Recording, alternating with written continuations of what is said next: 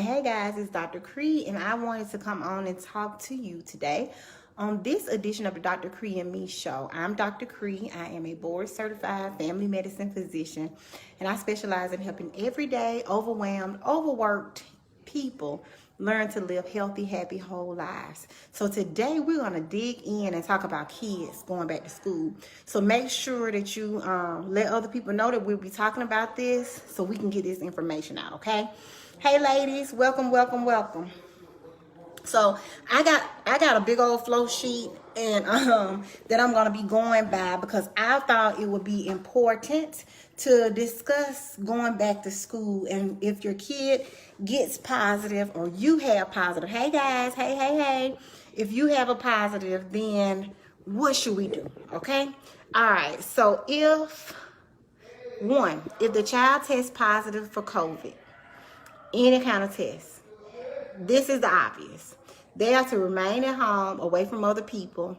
And if at least 10 days, somebody write 10 days, 10 days have passed. Hey, Crystal, hey, Danielle, have passed since the test day or the onset of symptoms.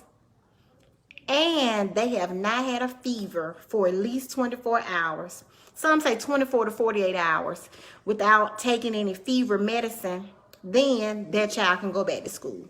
Hey guys, if y'all know somebody that got kids in school, let them know about this live so that we can talk about the rules and what we should do. So I want to talk about the hey Miss Felicia, let's talk about the obvious first. If your child tests positive, we are to remain home and quarantine, right? Hey Shannon, hey Kendria, hey y'all. So child tests positive, we're going to remain at home away from other people. So we're going to quarantine them as best we can. And 10 days, after 10 days have passed from the onset of the positive or from when symptoms began, and their fever is better, right? Fever is better, and they are not requiring any fever reducers like Tylenol, Motrin, anything like that for the last 24 to 48 hours. Then that kid can return to school. Hey Shannon, hey Tamara. All right, so what if your child is negative, but they're awaiting results? Now this is where it gets kind of gray, right?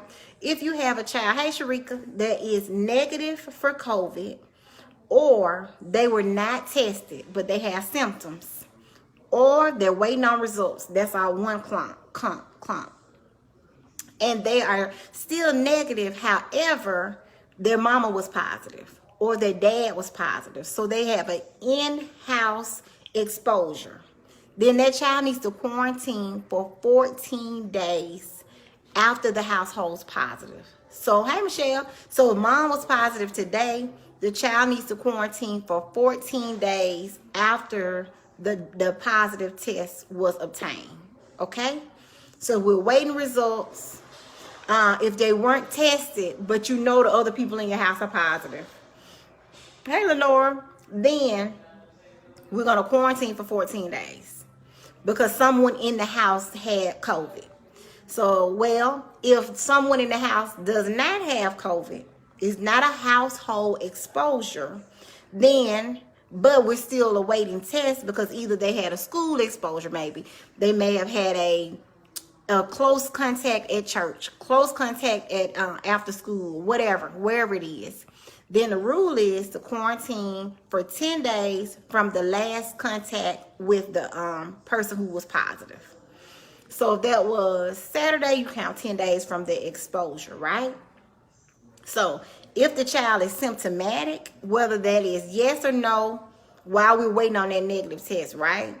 If the child is symptomatic, we're going to presume that they're positive and go back to what we just said. 10 days have passed after their symptoms and they have not required any fever medicine for 24 to 48 hours. If the child is not symptomatic, they're waiting on their negative test.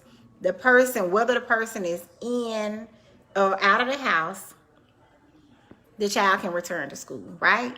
So it gets tricky, y'all. Y'all see how tricky it gets. So if we positive, we got that down pat, right? 10 days after the positive or 10 days after the symptoms have started. Hey, Lakedra. and it's been fever-free for 40 Oh hours. Lord, my battery is running low. Help, If they I are need a charger. negative and they are waiting results, and it's an in-the-house contact, so somebody related to them was positive, yes, they're going to quarantine 14 days. So sometimes people have to quarantine for more than 14 days. So if you were quarantined for 14 days from your time your mama was positive, and then all of a sudden during that time you get symptoms, then you add 10 days on top of that because your time starts then. So there are some people that have been out or had to stay off of work for up to 20, 21 days because the positive happened in between. You see what I'm saying? So what if my kid's been vaccinated? So if your kid is 12 and up, they can get Pfizer vaccine. So if your kid is 12 years old and up and they've been vaccinated, and they've gotten the valid information, then you watch them. You watch them for symptoms. If they're not symptomatic, make sure that they're wearing a mask, and they will talk to the school that show valid shot records, and they may return to school. So that was a recommendation, I feel like, pre Delta variant. So with the Delta variant, guys, we have to be mindful that it is breaking through our vaccines. So even if your kid has been vaccinated, I would err on the side of saying wait for the negative results and quarantine. When in doubt, it does not hurt you to quarantine at least those 10 days while you wait for positive results, while you wait for the other people around you to come back with the results, because we would hate to go to school and get our other kids sick. So next point is, what if you've been positive within the last 90 days? What if your kid has been positive, that is, within the last 90 days? You have to show proof of that positive, likely to the school, and then the child can remain in school, because your positive test can remain positive for several months. 2-3 months, you can still have a positive test after you tested positive. So we have to be mindful that we don't retest to go back. We don't do that because that positive can linger.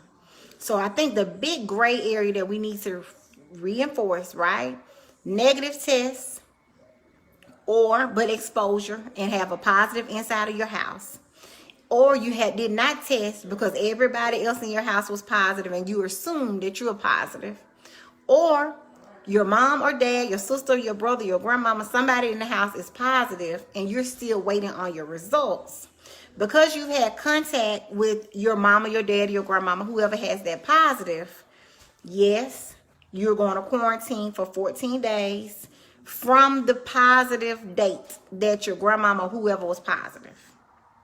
If you have not had contact with the student, somebody in the house, then you're just gonna quarantine. If you hadn't been around, like you've been around them, but you may not have been within those 6 feet or whatever, we still gonna quarantine from the last date of contact. So if you only saw them last Thursday, but you've been fine, it's complicated, y'all. Y'all see, right? So we're gonna quarantine for those 10 days from the last contact. And if you start to get symptoms, remember, we're going to go all the way back over, hey Gwen, and start your 10 days of waiting. So you could be off for 24 days, right? Or you could be off for however many days. If you do that 14 days and then you got going for 8 days, and then there you go. On day 8 of your quarantine, you have to start your 10. So that might be 18 days. So be mindful that we're counting our days correctly. Students should not participate in athletics for 14 days from exposure. Participation can begin on day 15. So if you've been exposed or your kid been exposed, I'm saying you, but this is all about kids. Remember that they need to be at home, stand away from everybody, stand away from classmates while we wait. So positive tests, let's recap. Positive tests, we're going to stay home from 10 days from either the onset of symptoms or from your positive test.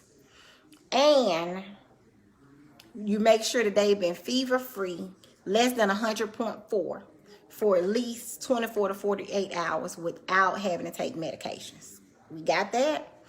All right. So if they're negative so far, but someone in the house is positive, if you are negative but somebody in the house is positive, then you're going to quarantine for 14 days from that person in your house's positive test. If you are negative, but you have not had contact with the person in the household, then you quarantine for 10 days from the last contact with whoever. And if it was like your friend and they live down the street, you would quarantine for 10 days. And if it was your mama or your grandmama in the house, you would quarantine for 14 days. So that's a little bit different, right? So it depends on where, hey Regina, it depends on where you came into contact. So if they're in the house with you and they were positive, but you're still negative, 14 days, guys. If you were not in the house and it was your next door neighbor, your cousin, whoever, it would be 10 days. Unless you start having symptoms. If on day 5 of quarantine you start having symptoms, we add 10 more days to your quarantine, plus being 2 days without fever, without having to take any medications.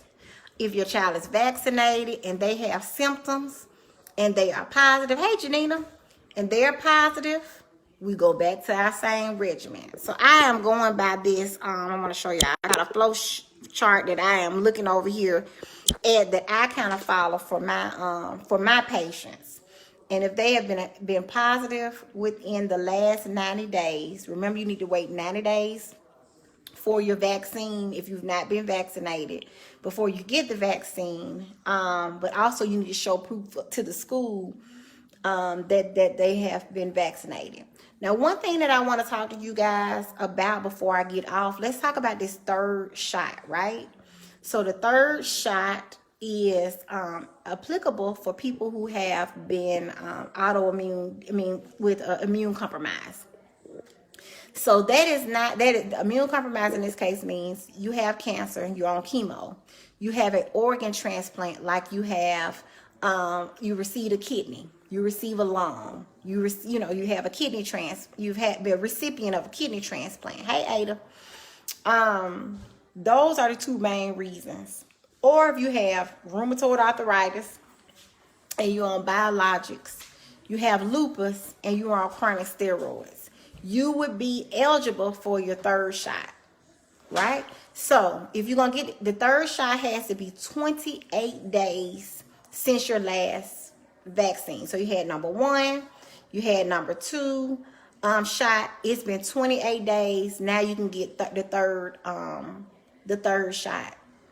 We have to stay within the family of medications. So if you got Pfizer, you need to get the third shot of Pfizer.